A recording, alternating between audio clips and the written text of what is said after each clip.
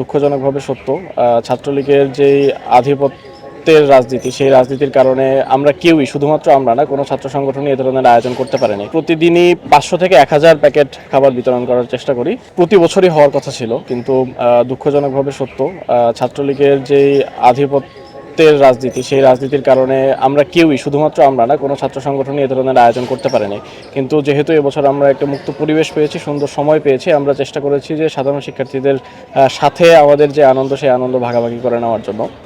আমরা মনে করি যে যেই সংস্কৃতি তৈরি হচ্ছে আমাদের ভেতরে, একে অপরের সাথে দাঁড়ানোর, নিজেদের ভেতরে আনন্দগুলো ভাগাভাগি করে নেওয়ার, সেই চিন্তা থেকেই মূলত আজকের এই আয়োজন। ফলে আমরা মনে করি যে যতদিন এই সুন্দর আয়োজন থাকবে এবং এই সংস্কৃতি থাকবে, আমরা নিজেদের আনন্দ ভাগাভাগি করে নিতে পারবো।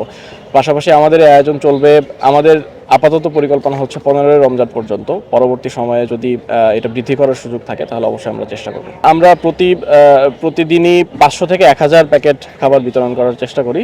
সেটা স্থান ভেদে এবং অডিয়েন্স ভেদে ভ্যারি করে। তো এক্ষেত্রে যে আয়ের যে ব্যাপারটা, আমরাই সম্ভবত একমাত্র সংগঠন যারা অ্যালামনাই এবং যারা জনশক্তি আছে, তাদের যেই অনুদান, সেটার মাধ্যমে চলে। আমরা চেষ্টা করেছি প্রতিদিনেরটা আলাদা করে আমাদের অ্যালামনাইদের কাছে রিচ করার জন্য, এবং তাদের যে অনুদান, সেই অনুদানের মাধ্যমে এটা বাস্তবায়ন করার জন্য। না, এখন পর্যন্ত কোনো ধরনের বাধার সম্মুখীন হয়নি।